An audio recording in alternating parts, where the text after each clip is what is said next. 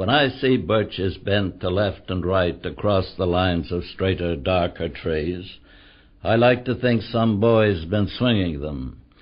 But swinging doesn't bend them down to stay as ice storms do. Often you must have seen them loaded with ice a sunny winter morning after a rain. They click upon themselves as the breeze rises and turn many-colored as the stir cracks and crazes their enamel. Soon the sun's warmth makes them shed crystal shells, shattering and avalanching on the snow crust. Such heaps of broken glass to sweep away, you'd think the inner dome of heaven had fallen. They're dragged to the withered bracken by the load, and they seem not to break. Though once they're bowed so low for long, they never right themselves. You may see their trunks arching in the woods years afterward, trailing their leaves on the ground like girls on hands and knees that throw their hair before them over their heads to dry in the sun.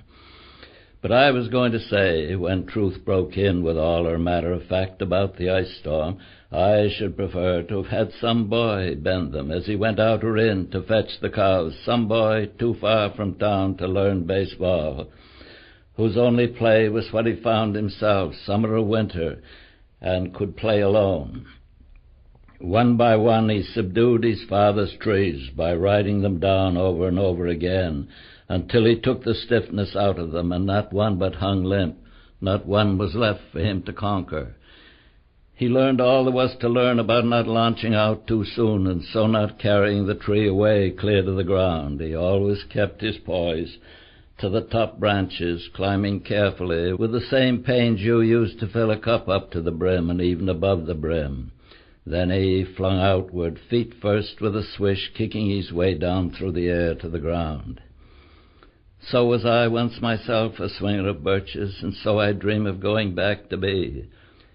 It's when I'm weary of considerations, and life is too much like a pathless wood, where your face burns and tickles with the cobwebs broken across it, and one eye is weeping from a twig's having lashed across it open.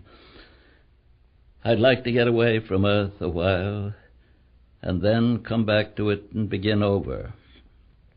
May no fate willfully misunderstand me, and half grant what I wish, and snatch me away not to return. Earth's the right place for love. I don't know where it's likely to go better. I'd like to go by climbing a birch tree, and climb black branches up a snow-white trunk toward heaven, till the tree could bear no more, but dipped its top and set me down again. That would be good both going and coming back. One could do worse than be a swinger of birches.